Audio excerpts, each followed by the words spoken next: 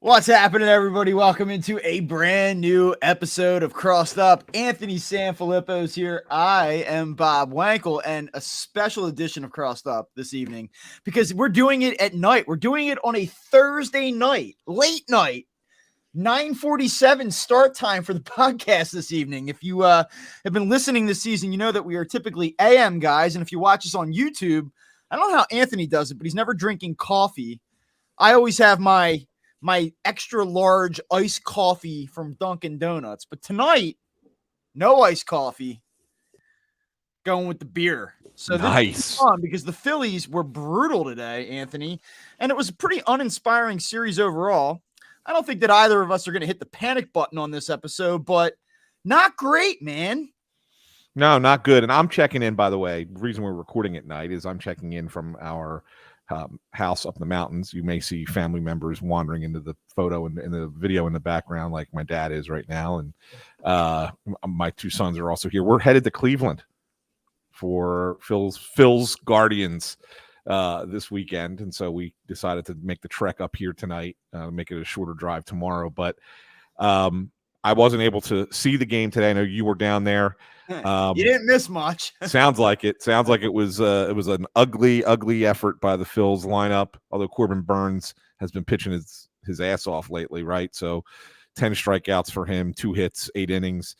Yeah, there was not a lot to really discuss. I mean, I think that this game today was probably just offense stinks and, got beat by a dominant pitcher. I mean, I guess Taijuan Walker was okay, right? I mean, it looks like he gave up like the one home run to Yelich, but otherwise was okay, right? I mean, I don't know. What else was there to say about the game? You were there. Well, thanks for tuning in. That'll do it for the latest episode.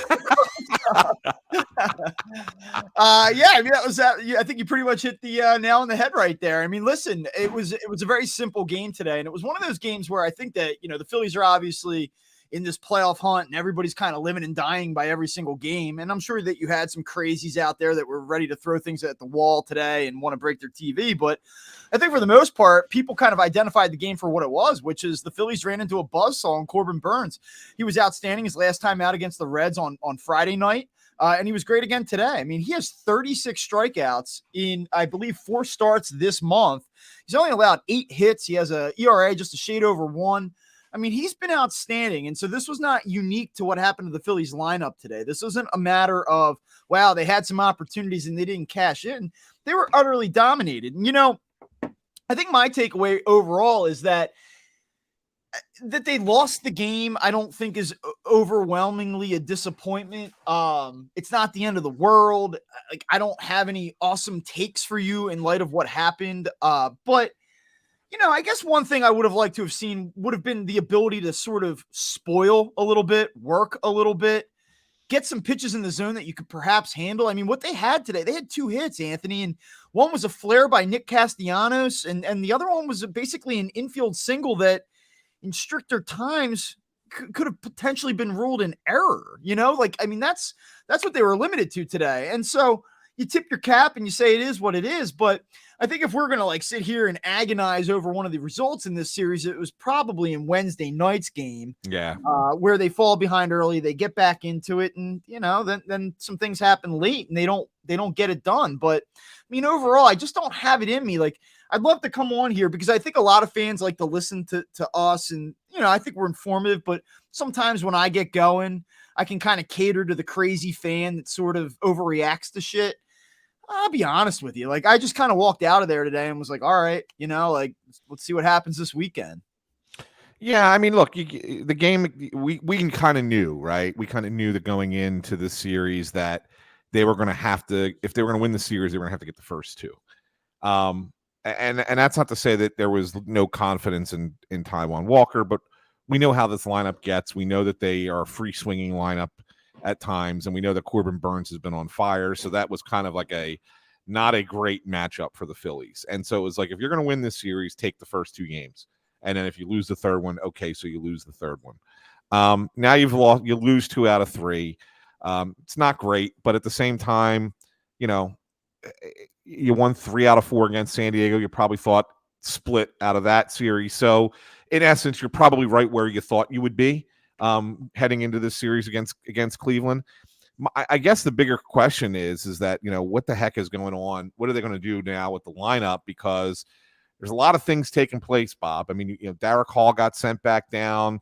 Josh Harrison's going to be reactivated tomorrow, but that doesn't seem like the right swap, because now Right. you're adding a right-handed hitter who plays second, third, and left field, replacing a left-handed first base only guy. I almost think like something else has to happen here. And just as a little note, Jake Cave started at first base at Lehigh Valley tonight. Cody Clemens was not in the lineup. They're in Toledo, Ohio, so they can meet the team in Cleveland if they want to call one of those guys up. I kind of think that's going to happen tomorrow, and maybe Drew Ellis ends up being the odd man out, but who knows? We'll see what happens. But I think something else is going to happen with this lineup, and then we'll carry that way for probably the next 11 days before the deadline. Yeah, I completely agree with you. And there are a few things that I think, independent of the results that we saw this past weekend, and I know that we like to talk about what happened, what's going to happen, but I think that there are some roster things that we definitely need to touch on and dive into in this show. And I think we have to have a Bryce Harper conversation because, yeah, for sure. I'm not I don't always come with the takes, but my radar is up on Bryce Harper right now. There's something up here, and so I definitely want to entertain that conversation here in a little bit. Before we get to the roster stuff, just like a quick note on kind of unpacking what we saw here over the weekend and then obviously during the week against the Brewers. I mean, I think what I'm thinking at this point is it's more centered around this idea that, again, the offense, like Anthony, like you got to help me here, because I'm getting to the point with this offense where every time I see like the glimmer of hope, or like okay, this is what it's supposed to look like, I kind of get kicked back to reality. And, again, like you look at what they did this week, and here you go. Here's a take. The Padres are the Brewers without a bullpen. 5 of the 7 games on this homestand, the Phillies trailed by 3 runs or more. They dug themselves hole after hole after hole. And against the Padres, they were able to overcome it because San Diego's bullpen blows. But with Milwaukee, like, you can say what you want about the offense, and they have a couple decent starting pitchers, but there's some issues with that Brewers team. But if they get a lead, they're pretty good at protecting it. You saw they had a lot of intriguing high upside arms in that bullpen, and the Phillies weren't able to overcome those deficits that they built for themselves. And I just go and I go, like, you scored 7 runs across 3 games this week. And like nothing ever seems to carry over for this team. Like there's no such thing as momentum. You think after the weekend they had against the Padres, and we talked on Monday about Bryce Harper tying the game in the 10th inning, and Schwarber having the big weekend, and the main guys being the main contributors. And maybe this is going to really help kind of set them off.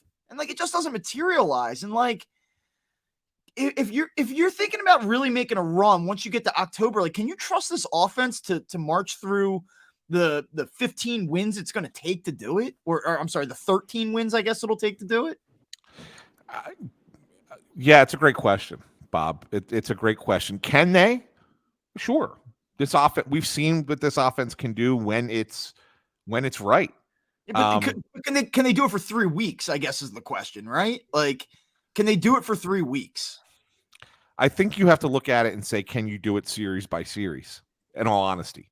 And it's, I mean, not to say that you're wrong in asking, can they do it for 3 weeks, because you have to do it for 3 weeks in order to get to what, the end goal, right? But at the same time, the matchup will help you dictate just how much they have to do it, right? So, for example, you go into that first round series, and let's say you're playing, I'm just going to spitball here. Let's just say you're playing the Diamondbacks, okay? Just for kicks. It may not be them, but just for kicks. Well, Diamondbacks have Zach Gallen. Maybe you say Merrill Kelly's okay, and then no other pitching. So You look at that offense and say, well, they should probably be okay in that series. They should probably hit in that series. Then if you match up with the Brewers, what you just saw, and all of a sudden you're facing down this, really good pitching staff with a really solid bullpen as well. And even though the Brewers don't hit, well, if you don't even get a run, you ain't going to win a game, right? I mean, Corbin Burns down. So in that series, you say, well, maybe they can't do it right against that team. So it really kind of, I think you got to look at it series by series and say, hey, can you do it for 2 games, 3 games? Okay, great. Now can you do it for 5? Okay, great. Now can you do it for 7? I think it's got to be that kind of progression with this team. But I also kind of you heard Dombrowski a lot. He did the media tour the last few days. He's not being shy. They're going to go after a right-handed power bat, and who that power bat might be is we'll see. We don't spend a lot of time. Like, I don't know that we've ever said the name Ohtani on this show, and I don't think we need to. Like, here you go. There's been so much fucking hot air just wasted talking about Shohei Ohtani and the Phillies over the past 3 weeks. And like, I get it. If I had to fill up 3 hours of a show every day, like, I'd probably throw his name out there too and see how people felt. And to a lesser degree, Juan Soto, as you noted on Monday, the Padres probably are not going to be in a position in which they sell. And they go out and they have a pretty decent series against Toronto this week. And I think that there's some room for regression. Some of these wild card contenders, I think the Padres probably still have some life left. So is Soto even a thing worth talking about? In my opinion, no. And that's why we haven't really talked about him. But I will tell you, if the Cardinals are serious about selling, and I know that they had a nice week against the Marlins, but all indications are it does not matter. Like, they've actually went out today and made a couple transactions just to get some guys that can eat innings over the last 2.5 months. Like, they are clearly out. If we're gonna just throw out like silly names and stuff, like, give me Paul Goldschmidt. Like, that's the name that I want. Like, I want a guy that can play first base, and we'll get to why in a moment, but I want a first baseman. I want him to be right-handed. I want him to be able to hit for power. And by the way, I don't want a rental. I want a guy whose contract will expire after 2024, which coincides with the window that this group of veterans currently has to operate with. Like, that's the guy I want to get. Like, throw out names and dream and hope. Like, I don't know if the Cardinals have any interest in trading him, but if we're going to just do this and keep throwing out these names, like, that's a guy I actually think is worth having a conversation about. I mean, sure. I mean, if that's the case, if all of a sudden, John Mozeliak comes out and changes his mind and goes from, we just think we think we can be fine next year. That's why we're going to hang on to Goldschmidt. That's why we're going to hang on to Arenado. And then all of a sudden changes his mind and says, all right, yeah, we'll move these guys. I think there's a deal that can change his mind. Then I'm in. But I'm not convinced that he's going to do that. Right. I'm not. I think that I think you give it another. Look at the Cardinals and think about what the Cardinals are, right? They have a pretty good offense and they have no pitching. Okay. So they need pitching. So maybe you look at it and say, look, we have Goldschmidt signed next year. Let's see if we can fix this pitching staff in the offseason and take another run at it, because the division that we're in is not great. I mean, blows. Yeah. Okay. The Reds are young and coming, so maybe they're going to get there, but who knows? Talk about a team that could use some pitching, though. Yeah, what I'm saying, like, so maybe you look at it and say, okay, we can be better, but by next year, if for some reason at this time next year the Cardinals are still where they're at, then Paul Goldschmidt becomes available. Yeah, I just don't see it this year. I don't think it happens. I could be wrong, and you're right. If you make an offer that they can't refuse, maybe it happens. But I think we would have. Usually around this time, the guys who break trades in Major League Baseball usually have the names out there that are starting to come up. And the fact is that even though it was discussed a month and a half ago, you really haven't heard Goldschmidt's name since Mozeliak had that media availability. And I think that's the issue. Alec Boehm, Mick Abel, and I don't know, one of the top 10 outfield prospects that you currently house, 1, 2, 3, and maybe throw in a lower level guy. Would you do that? Would you do that deal? No, because now you have a hole at third base. Who's your third baseman now? I mean, if you're telling me it's for Arenado, then I say, okay, fine. But not for Goldschmidt, because then you have another. You've added a power bat, but you've now created a giant hole at a position that you need. I mean, defense is bad enough as it is over there. Sosa can't play third base anymore. He's a shortstop. He can't play third. Like, No, I don't do that trade. I don't. I mean, and I understand why you're suggesting it. Why you say Bohm would have to be part of something like that. I get it, but no, I wouldn't do it. All right. Well, we'll toy around with some of the trade deadline implications. Let me throw a name. I just want to throw another name at you, and this is a name, and I'll be honest. This is one that was given to me by Anthony Jr. tonight, and I was like, at first I thought that's ridiculous. Okay. And then I thought about it again and said, maybe he's not. Maybe he's onto something. And I don't know if he doesn't. He's not like he's plugged in anywhere, but he's just an idea. So the Yankees stink right now. They sure do. They are right. They stink. Terrible. They're last place, even though they're technically only a couple games out in this race, right, in the wild card race, American League. But the reality is their offense sucks without Aaron Judge, and isn't much better with Aaron Judge. I mean, obviously he makes them a lot better. But can I just tell you, I'm really excited about whatever you're going to propose to me here. But just please don't let it be Josh Donaldson. Is it going to be Josh Donaldson? Okay, it's not. Right, okay, it's God. Not. And this one might. This one might actually not excite you either because of he's having such a terrible year, but it fits what they're looking for. Giancarlo Stanton. Oh, you know what? That's fun. That's fun. Is that a fun game? Yeah. I mean, here you go. I'm just gonna say this. I feel this in my bones, and I've alluded to this. I probably even said it to some degree on Monday. Yeah. I think this team is going to do something that makes you go, whoa, didn't see that coming. I don't know what it is. I wish I could sit here and pretend that I was super plugged in and that I could insinuate because I know a little bit and give you a little taste. I have no clue. I just don't think that the Phillies believe. I know that Dave Dombrowski's a smart guy, and I know that he wants to win a championship.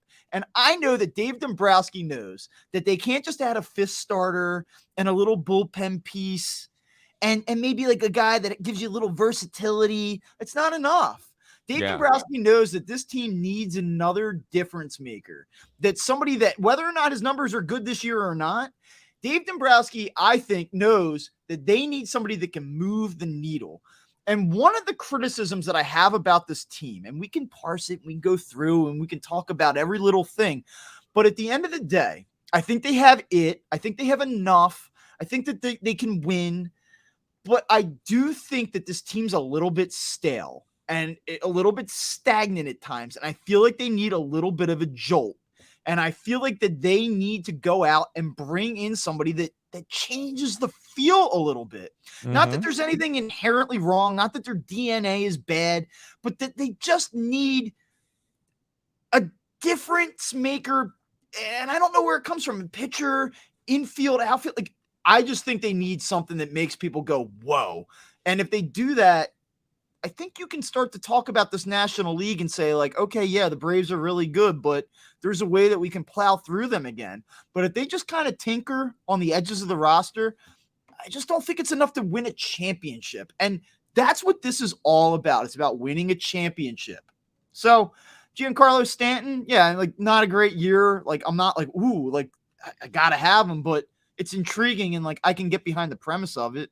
Yeah, right. I mean, maybe he's a guy. I mean, he always, when he was, again, this was years ago when he was in the National League, but he was always a guy who hit well at Citizens Bank Park, right? I mean, he profiles exactly for the kind of guy that you want there.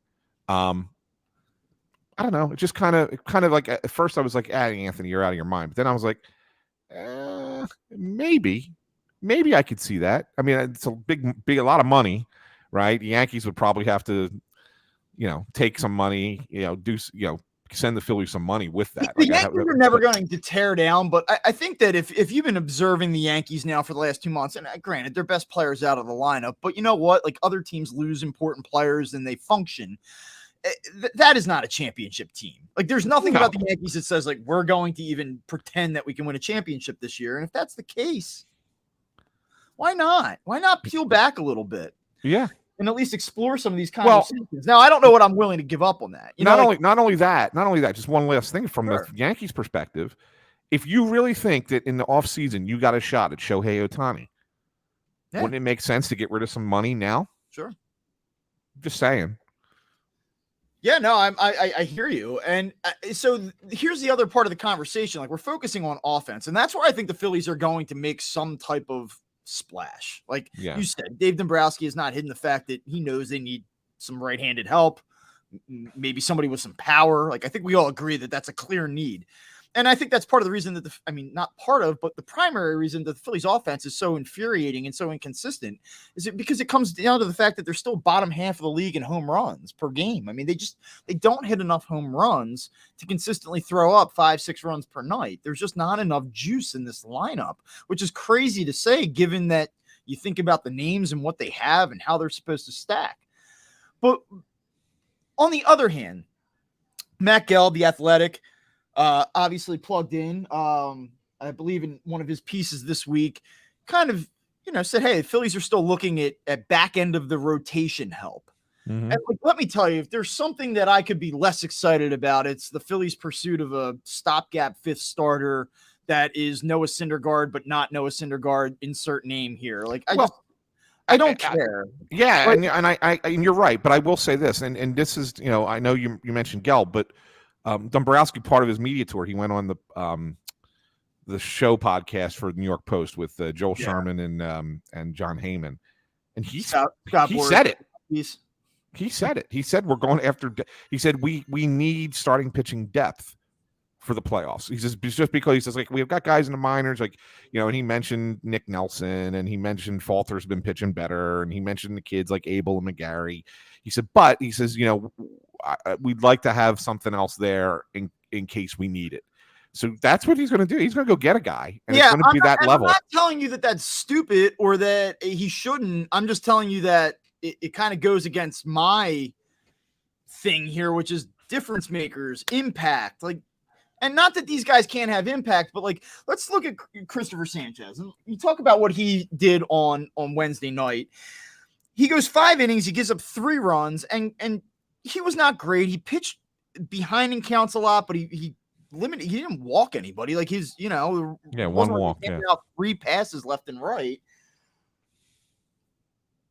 If Edmundo Sosa makes a play, he probably allows 1 earned run. And you look at what he's done all season, I don't believe he's allowed more than 3 earned runs in any of his starts. His whip is 0.97 since he's come back. We can agree that he's been pretty good, and he's been especially pretty good for a fifth starter type. Now, are we one blow-up start away from us being like, I don't know if this guy can do it, and the wild card's competitive and they need a more veteran piece that you can count on? I'm sure, like 2 starts away from that. So, yeah, go out and get another depth piece. But the one thing I will say is that today, because he only goes 5 innings on Wednesday night, here we are, it's 3-0. Phillies aren't going to score. Corbin Burns probably could have thrown 14 innings today, and I'm not sure the Phillies would have put one on the board against them. But you have a situation where Vasquez comes into the game, and there's 2 outs, and Contreras comes up, it's 3-0, and you know that 1 run in this game is basically like 5 more runs. So the difference between 3-0 and 4-0 is huge. It effectively ends the game the way that the Phillies offense was going. And Vasquez stays in, and he gets Contreras. And Contreras has an OPS over 1,000 against left-handed pitching this season, and boom, base hit. And Rob Thompson, like, I get it. He goes, we're down 3-0. We're not swinging the bats. Bullpen was used to a pretty high degree the previous couple games. Like, here's an opportunity for us to not really go for broke in a game we're probably not going to win. But, like, that's what happens when you have guys that only go 5 innings and you're asking to get more and more out of your bullpen every game. Like, then you're faced with these decisions that people like me have to pick apart the following day. And like, I do wonder, like, if you go out and get somebody that you can kind of count on and say, like, there's a reasonable chance he gives us 6, gives us a little bit more length. Like, is that unreasonable or is Christopher Sanchez enough here? Like, I get the idea of wanting to add more depth, but there is part of me, it's like you have a limited amount of resources which you can send out here at the deadline. Like, make it count and maximize the return. And like, I just don't know if Christopher Sanchez like production with a little bit more experience is really worth it. Yeah, I mean, I guess the answer to your question, and it's a good question, is really kind of dependent on the other 4 guys, right? I mean, if the other 4 guys are going to consistently give you 6-7 innings or more, then yeah, 5 innings out of Christopher Sanchez is absolutely enough. Absolutely enough. But if those guys are going to, start to not have those starts with regularity, and you're turning to the bullpen early again, and you have to do it on, multiple nights in a row, and you burn your bullpen a little bit, then no, then Christopher Sanchez is not good enough, in this case. Well, you know that I have on my screen, I have a little list and we kind of go down. It's like, pardon the interruption, but nobody can see it. It's just on the right side of my screen here. And so you lead me into my next thing, which is the rotation ? Because we've seen this rotation be brutal. We've seen this rotation be top 3 in baseball for 6 weeks. Yeah. And now we're seeing the rotation kind of come back to earth a little bit. At least, it's not unreasonable. Not that they've been okay, I guess, whatever. But like, you look at what Ranger Suarez is giving you, and all of a sudden he's more of like a 6-3 guy. Taijuan Walker today. Taijuan Walker was fine. He gets you into the 7th inning. He made one mistake, and it was a bad one. It was a bad pitch to Christian Yelich. But, a 3-run homer shouldn't be a death sentence in a 6-inning start. But like, there has been some regression here. Like, Taijuan Walker is not June Taijuan Walker. Ranger Suarez has not been June Ranger Suarez. Wheeler, I thought was pretty good on Sunday. Nola, I thought was pretty good on Tuesday night. Not great, but pretty good. Like, where are we at with the rotation here? Like, do you feel really good about those 4 guys at this point? Or has there been anything that's happened here the last couple of weeks that makes you say, like, they're fine, but yeah, maybe they're not quite as good as they were when we were all going crazy about how, wow, 1, 2, 3, 4, this might be the best rotation in baseball. Yeah, no, obviously, there was always going to be regression from where they were in June. You couldn't expect that to be sustained the entire time. But you also don't expect them to completely fall off the table either. So where they are right now is probably more in line with what you expect. I mean, you expect Wheeler and Nola to be the better of the 4, and Ranger kind of be that 3rd guy, and then Walker, hey, if he gives you, anything close to what he gave you in June, awesome. If not, what he gave you today was probably okay, right? But that's all incumbent upon your offense hitting. So therefore, if they're on the level that they're at, look, again, Wheeler and Nola have to be better than they've been all year. And Suarez can be Suarez, and Walker can be Walker. And if that's the case, I think we're okay. But if those top 2 guys aren't what they should be, then you need Suarez and Walker to be better than they probably are. And if they aren't getting to that point, then yeah, I'm a little bit more concerned with the rotation. I don't think they're going to go big, Bob. I just don't think that they're going to. I think that they're going to ride with what they have and just add some depth. But I understand why you would rather have something that's a little bit more meat on the bones than just a 5th starter who can come in here and provide the depth so that in case there's an injury, you're not scrambling. All right. Well, really, the next thing I think we have to get to, and I can't believe we waited this long, is that Dylan Covey today, two scoreless innings. That's 5 of his last 6 appearances. Did Major League Baseball let Dylan Covey get hot? You mean that's the next topic and not Bryce Harper? No, because we haven't even gotten to Bryce Harper. No, we do not need to talk about that. Is Dylan Covey's on your PTI list there on the side of the screen? No, that's just me having another beer. So we got to talk about Bryce Harper.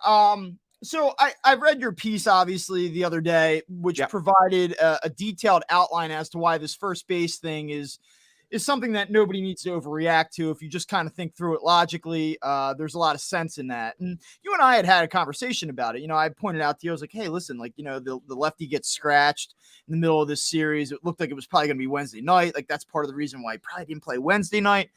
I got to tell you, like, I don't know what you got down at the park on Tuesday, Wednesday. I was down there today. There's something weird going on with Bryce Harper right now. I don't know what it is. I'm not wearing a tinfoil hat. Like, I don't want to dive into some conspiracy theory here, but I got a weird feeling about.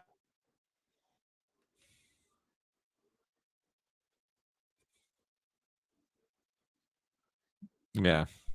if Bryce Harper wanted to, like, let me just cut to the chase here. If Bryce Harper wanted to play first base this week, Bryce Harper would have played first base this week. Mhm. Bryce Harper didn't play first base this week. So that being said, I don't know what the hell happened against Hobie Milner on Wednesday night. And I'll let you go because you were down there and I'm sure you have something more on this. I wish I did because he didn't talk. That felt to me like yeah, maybe I'm not picking up the ball, but I'm telling you, man, there was something more to it. There was something more about that at bat. I don't know if he was angry at someone, was trying to send a message to somebody, but that was not just like, I'm having a hard time picking up the spin against the tough lefty. It was one of the weirdest things I've ever seen. It runs totally opposite to what we know about Bryce Harper as a player. And even if you looked at him in the ninth inning when he came up and he got the base hit, there was a ball, I think, out in center field. It caused the game to stop for a moment. He looked like he was like beside himself. Like you could see on his face, he was like fucking, like he was upset even in that at bat. The 101-degree fever, but then he played through it and then he's back in the lineup the next day. He still hasn't played first base. Something's up here, man. Well, I mean, I think that there's a possibility that there's, a lot of, it's like a perfect storm, right? A lot of things that are happening all at once, and maybe they are preventing him from doing what he wants to do, and that's frustrating him, right? And he's never a guy who hides his frustrations well. He's always been this way, even when he was young, and everybody thought that he was, a bit of a brat, right? And that was kind of, a thing that followed Bryce Harper around, and now, that he's older, we're seeing it. He's becoming like me. He's becoming like a crusty old man all of a sudden, right? But I mean, so like I look at it and I don't make a big deal out of it. I think that these things happen, and yeah, he wears it on his sleeve a little bit. And the at bat is the only one that I thought was odd. Not so much that what happened as far as he didn't swing at 6 pitches. But the fact that he went up there without making it look like he was trying, even if he didn't plan on swinging at any of those pitches, right? Like that's the thing that I get concerned with. It's like, all right, man, I get it. Like you can't, you have a hard time seeing him pitch because he's funky. You have a hard time picking up that ball, and that he's more around the strike zone and not really in the strike zone. If you give a presentation of you're looking to swing, but then you just don't, he probably walks him in that spot and nobody ever says a word about it, right? But the fact that you just stood there looking like you didn't have a care, like you didn't care to be there, that allows Milner to kind of be like, oh, all right, I'll just put it over the plate and see what happens, right? I mean, that's really what sets that up. So I think that's the one that I go, what the hell was going on there? But then again, you find out that he's got 101 fever and he's playing through it. And like that probably annoyed the shit out of him too. And so, I don't know. And like you said, the next at bat he comes up and he does get the hit. Yeah, sure. And he's fired up and he looks like Bryce Harper. It's weird. It's just weird. I don't know, but I'm gonna kind of reiterate what I said before. If Bryce Harper wanted to play first base this week, he would have played first base. And I dug around on this a little bit. I talked to 2 different people and they both kind of came back to the same conclusion. And they're like, listen, I don't know what exactly is going on here, but it was basically said by 2 different people and it was the same conclusion. Don't let the Phillies tell you that the lack of field work is why he's not playing at first this week.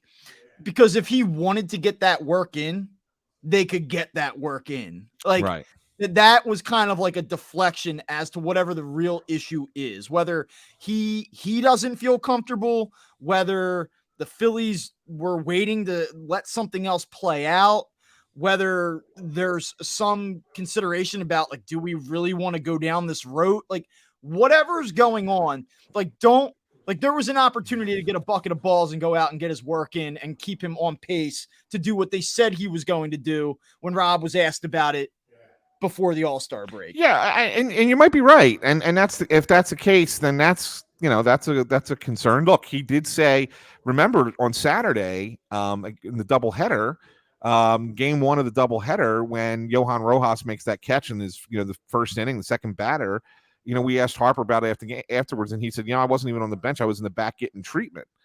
Right. Well, when you're still getting treatment as the game's on, Right. and you're going to bat in a couple minutes, what's that about? So, I mean, yeah, you certainly could be right. But look, if he goes out tomorrow and plays first base in Cleveland, is there a big deal? Where are we then at that point? Does this all go away? I mean, I don't know. Does, but I mean, it is worth considering here now, too. You have less than 2 weeks away from the trade deadline. The Phillies aren't going to play him at first base on back-to-back days because there's nothing that the Philadelphia Phillies have ever done under this current, management group that would ever suggest that they're going to put their foot on the gas and say, Bryce, you got to play the next 10 days so we can figure out whether or not you can truly do this.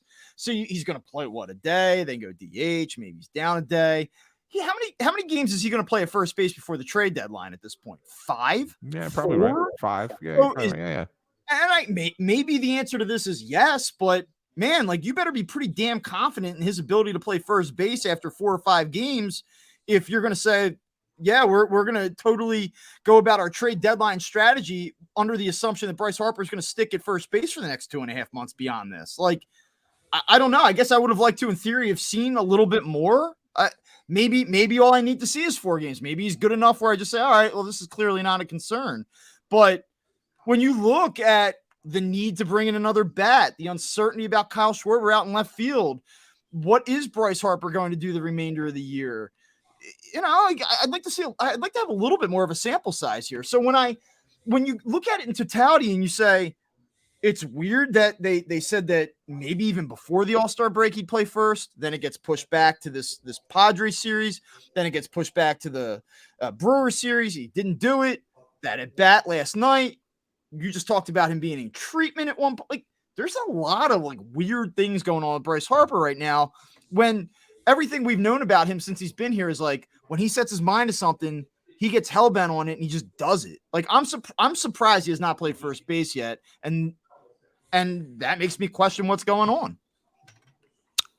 Yeah, look, it's fair. It's a fair question.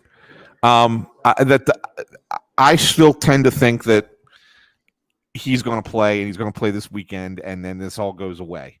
I don't think that this is a desperate situation where they're like, oh my God, we don't have a first baseman now. And because something's wrong with Bryce playing there. We got to figure something else out. I don't get that.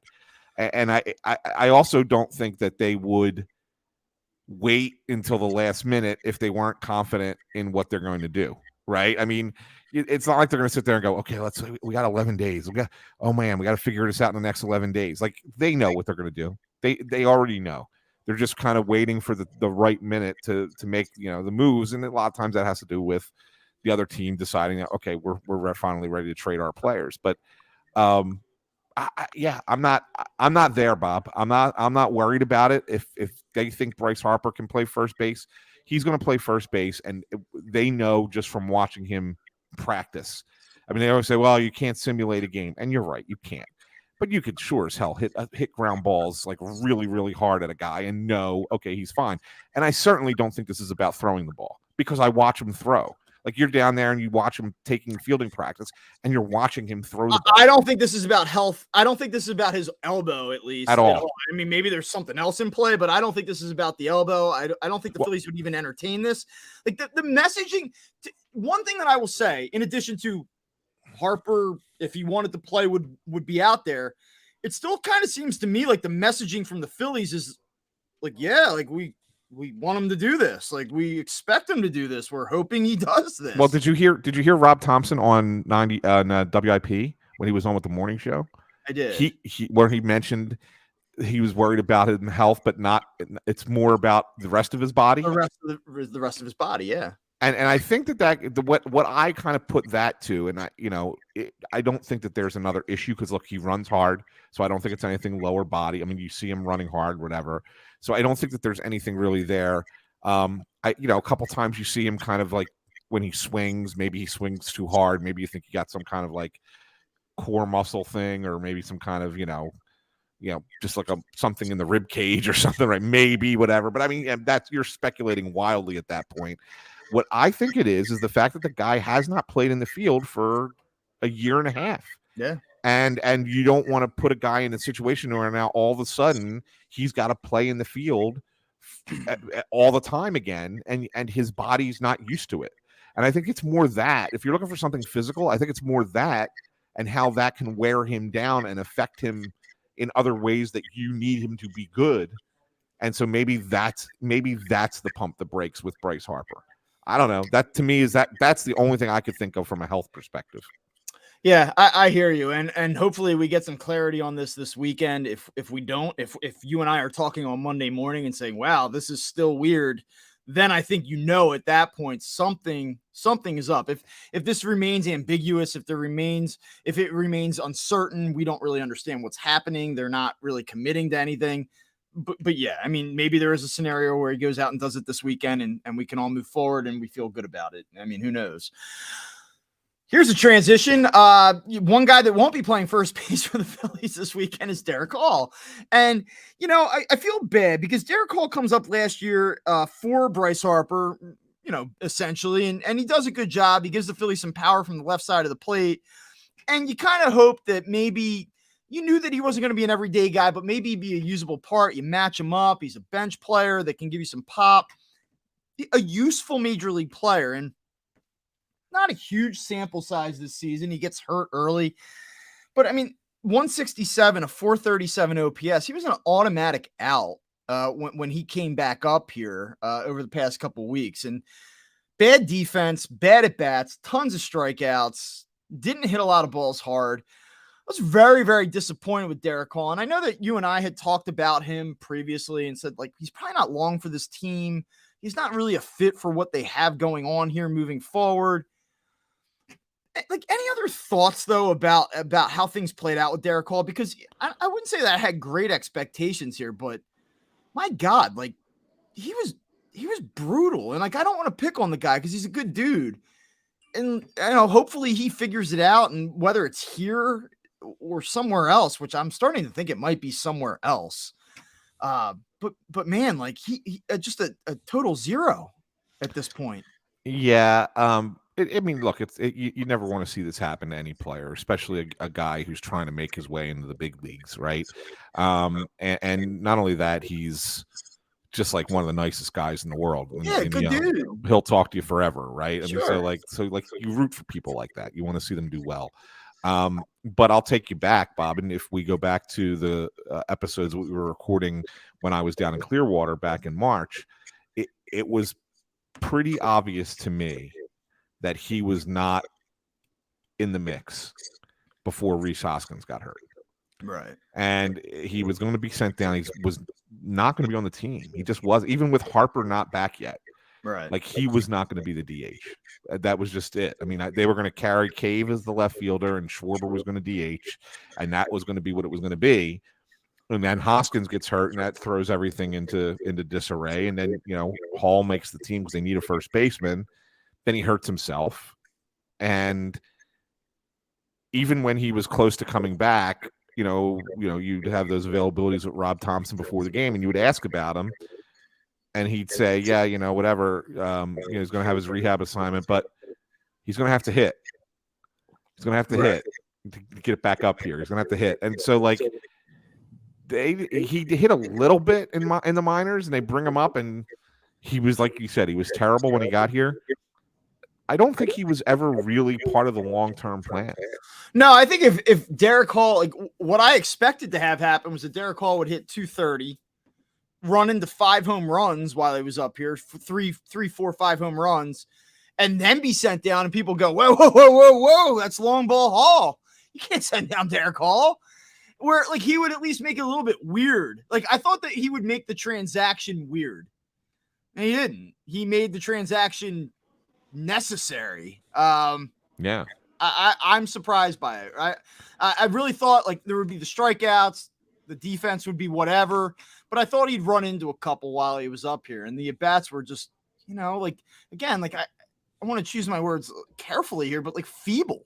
The at-bats were feeble. So Now what happens? He's out. So you said Harrison comes back. Like, walk us through this. Like, one thing that I just don't have the capacity for these days is the transaction log. So, like, what does this look like this weekend? I don't know, and that's the thing, Bob. Like, and I brought it up at the beginning, and we could dive into it a little bit more now. Harrison. I mean, Thompson did say that Harrison was coming back tomorrow. Okay, fine.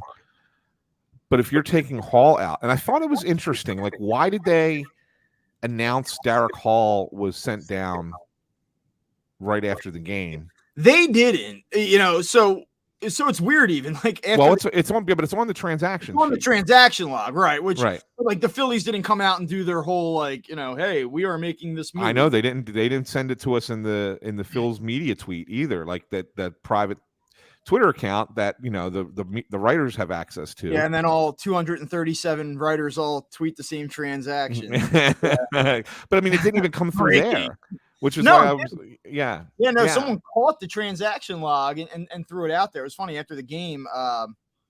Rob Parent, I think, was like, asked Rob like, hey, Derek Hall. He goes, yeah, a little too much swing and miss right now. And he says, like, do you think you might sit him down for a day or something along those lines? And Thompson was like, yeah, like maybe, I don't know. We'll see. And then 40 minutes later, he's in Lehigh Valley. Yeah, but so it's weird that I just think that the way the transaction went down is kind of weird, because normally you send a guy down and they announce it. And I know that they want to wait probably till tomorrow, because that's when that you can't say that Harrison's coming back today, because he's not allowed to come back till tomorrow because of the IL, right? All right, fine. And so that's probably just the transaction gets announced tomorrow, but then it's out there already. So why? It's just weird. And I don't. And secondarily, I mean, who else can play first base right now besides Alec Bohm? Unless Bryce Harper's playing first base tomorrow. Right. Or there's another move to come. Cody Clemens was not in the lineup for Lehigh Valley tonight. Did they say, don't use him? We're going to call up Clemens because we know he can be here and play the position, and that's all well and good. Or they played Jake Cave at first base tonight in Lehigh Valley.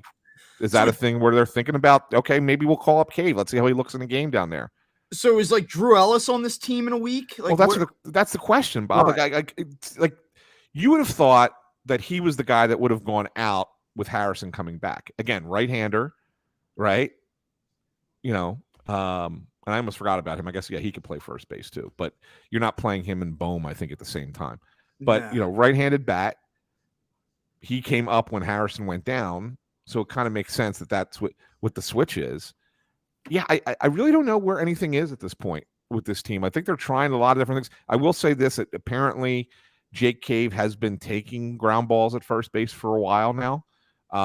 So this is his first game.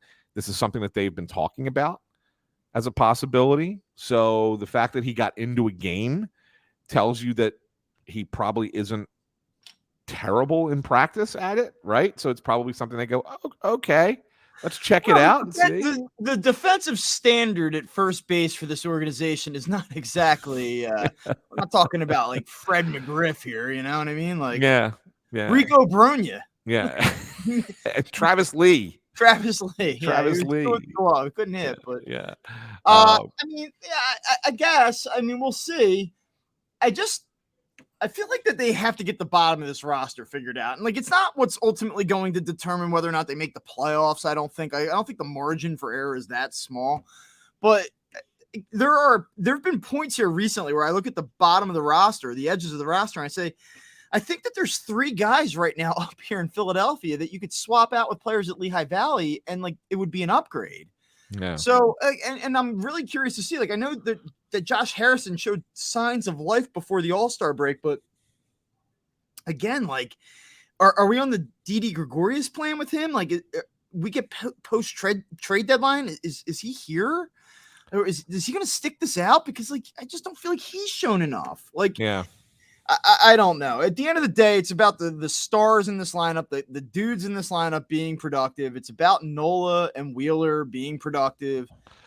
But man, like there's just so little margin for error. I feel like sometimes with this team because those guys haven't been what we expect them to be.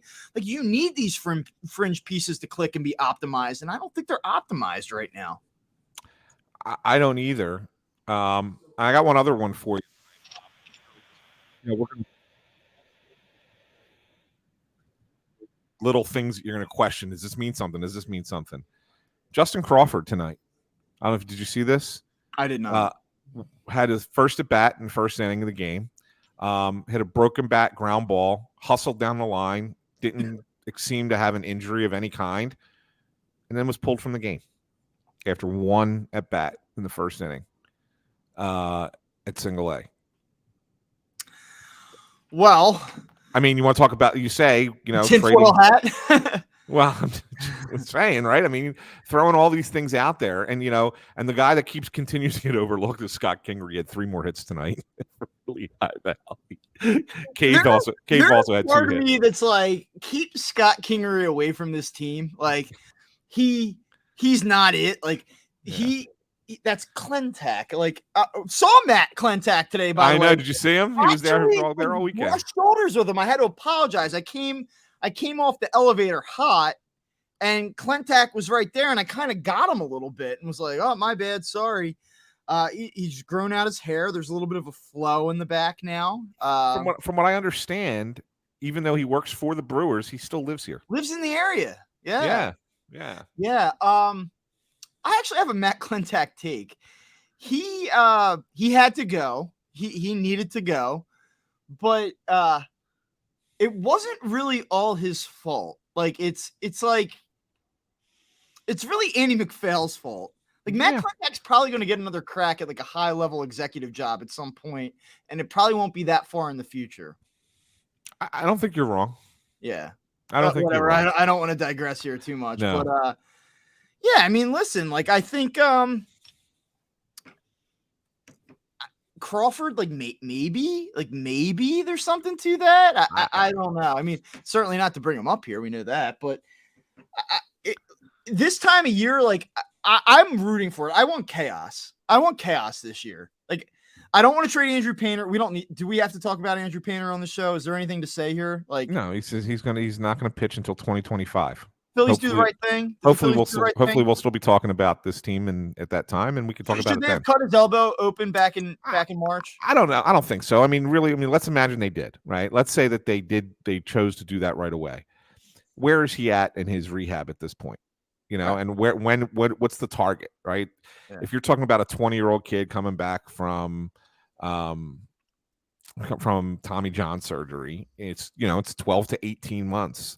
And everybody's different. I mean, so he could still have been, maybe you sit there and say, oh, there's a chance that he's ready to pitch again and after the All-Star break next year, maybe August, maybe September.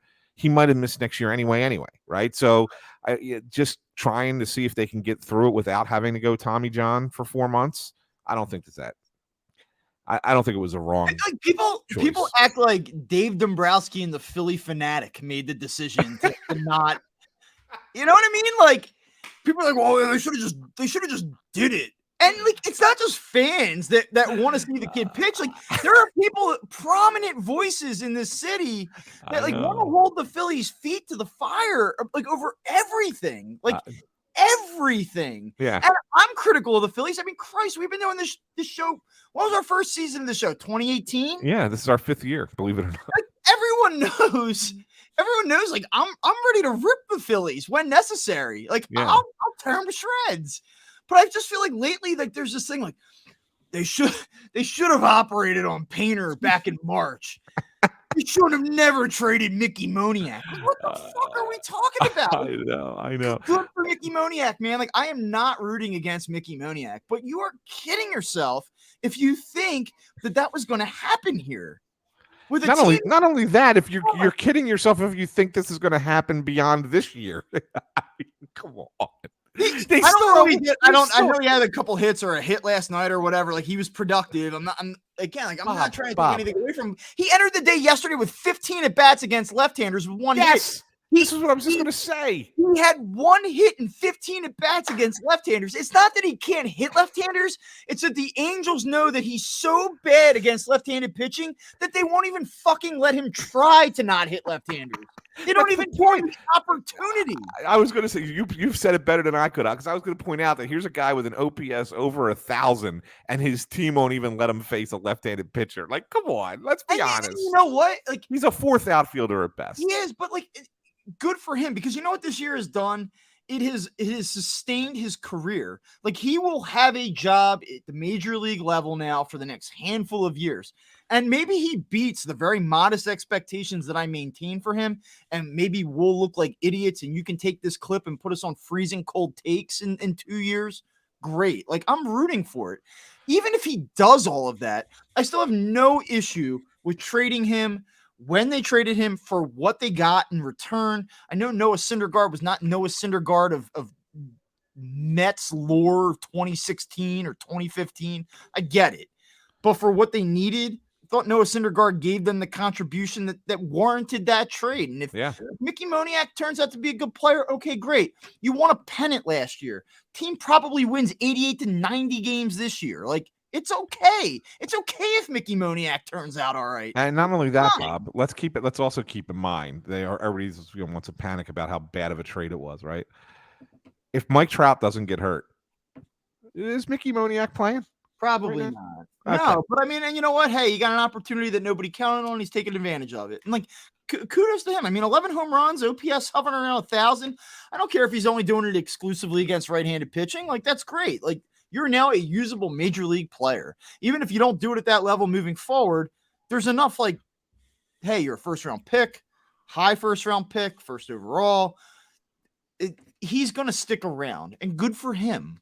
But back to the original point, it's just this idea of like, well, the Phillies, they didn't have the foresight to keep Mickey Moniak. They didn't have the foresight to operate on Andrew Painter. Like, come on, man. Like, seriously.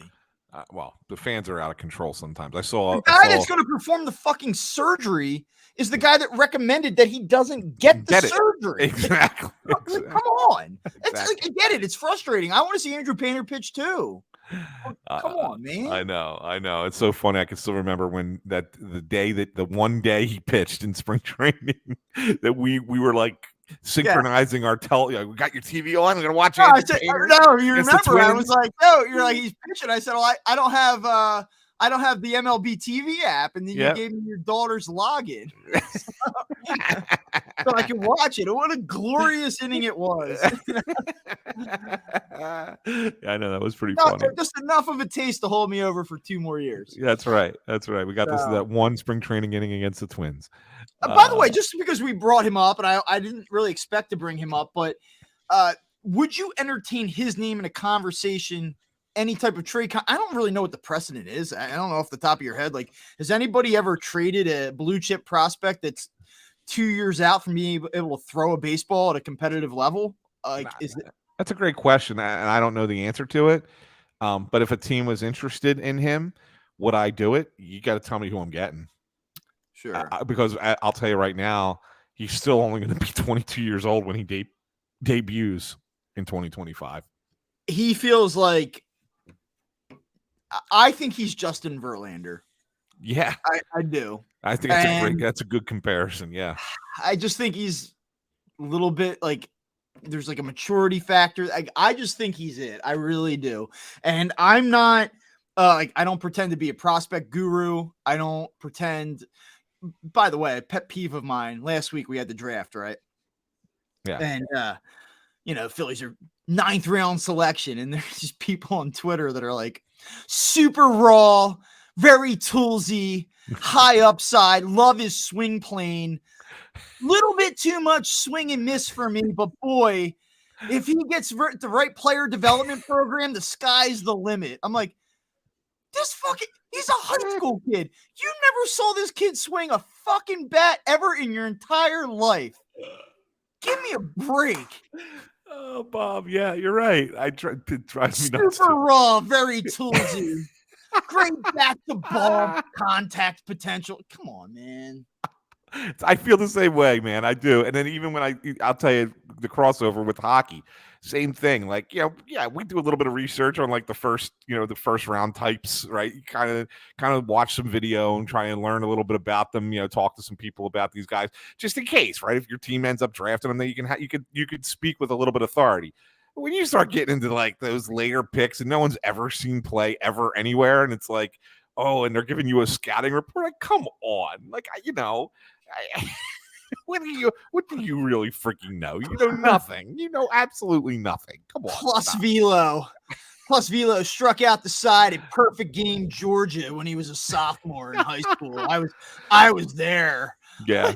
Come on, man. It's crazy. It's absolutely crazy. I mean, seriously, I do think that Painter's that guy. I would be very reluctant to trade him. I'd still actually rather put Abel or McGarry in a package of a team. I don't think teams view these three prospects the same way. I think that Painter, despite the medical issues, remains far and above the other two. I think Abel is probably the second guy. And McGarry, it's interesting. He's had his moments this season, but he's been inconsistent. And he still does struggle with command. And I do wonder, like, McGarry became this guy that sort of shot onto the scene where everyone's like, this is a big time prospect. Teams are interested in him. Phillies have something here.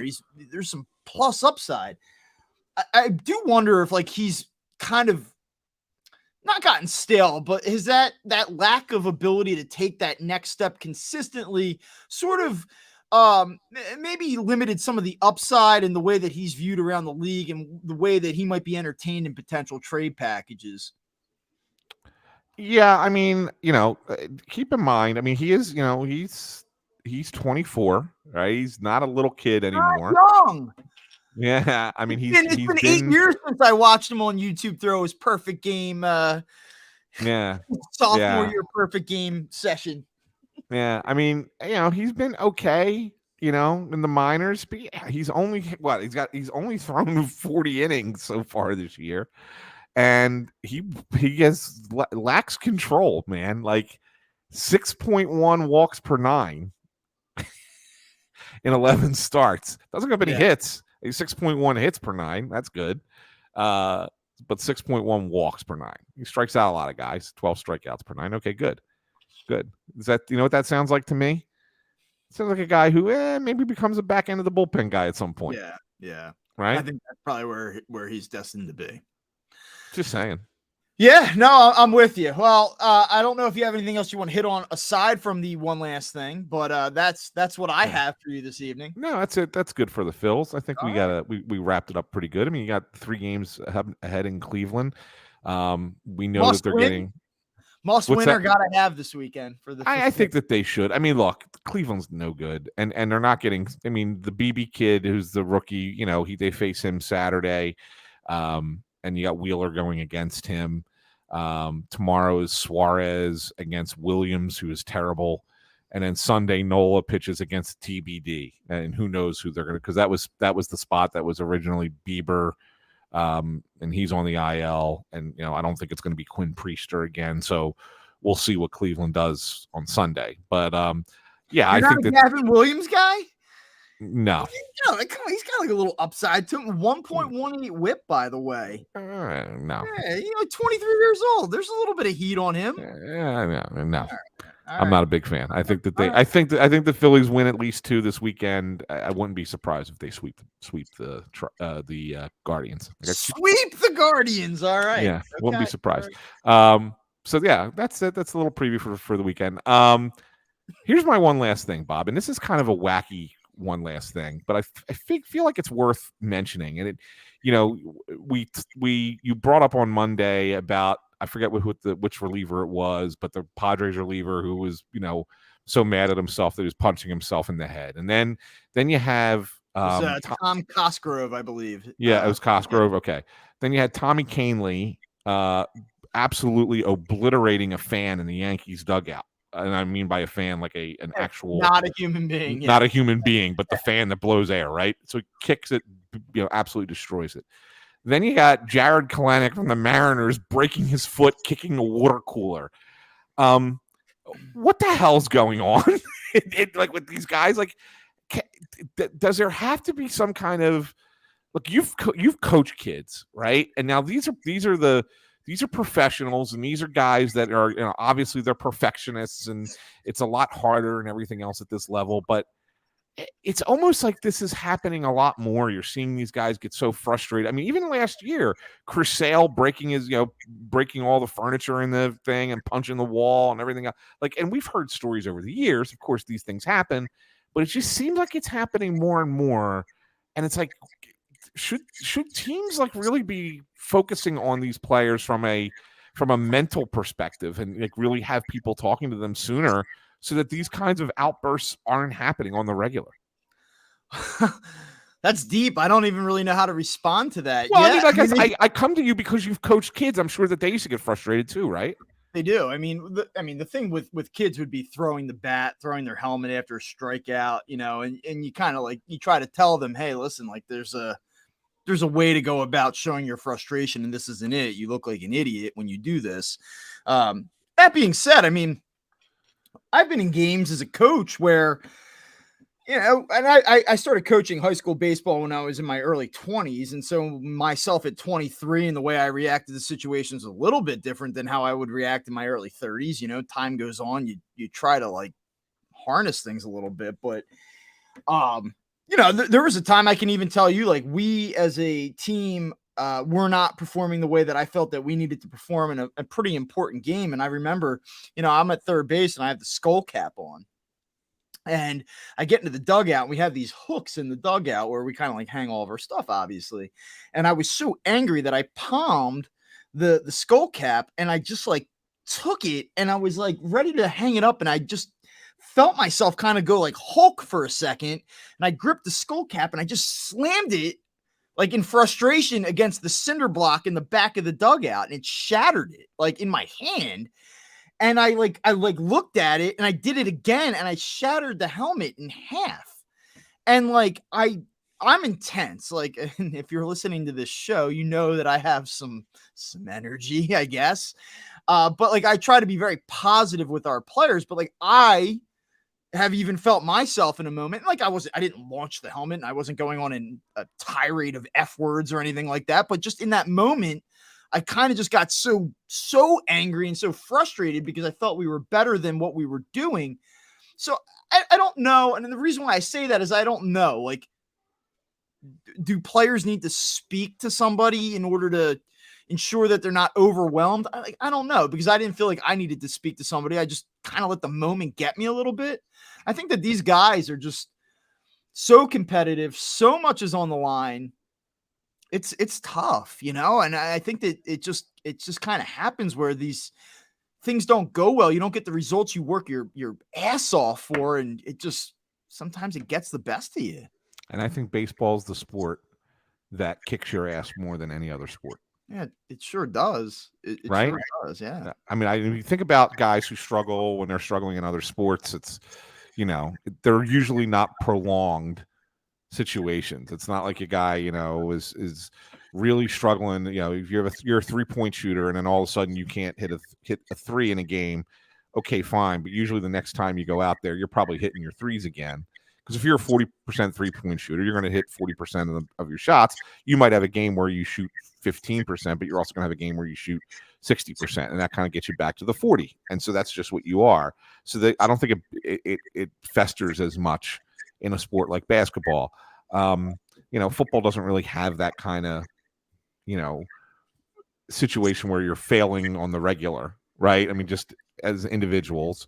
And then hockey, again, I guess you can get into a goal scoring drought or something and maybe get into your head a little bit that you're not scoring, but a lot of that's luck oriented too, right? So doesn't mean you're playing. You could still be playing a good hockey game and not score a goal, right? I mean, sometimes the best games are played by guys who you don't even show up on the score sheet.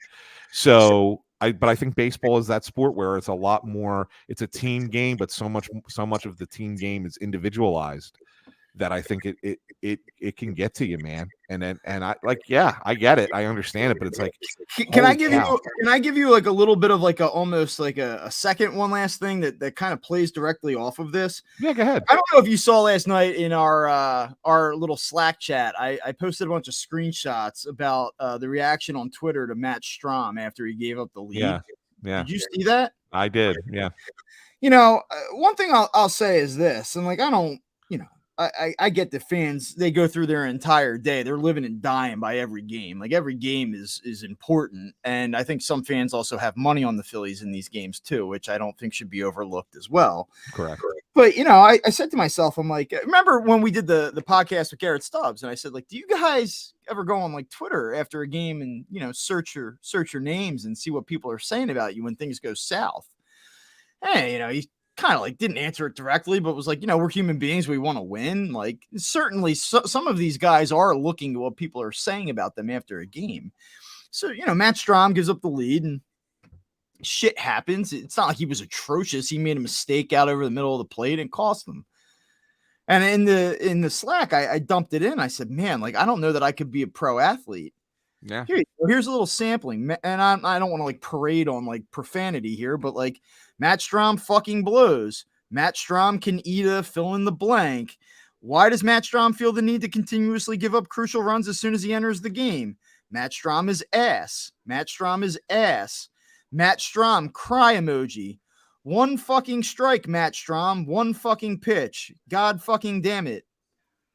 Like, and it went on and on. There were like 30, 40 tweets just like just destroying him. Yeah. Yeah, I know. About the mental health component of being an athlete in 2023.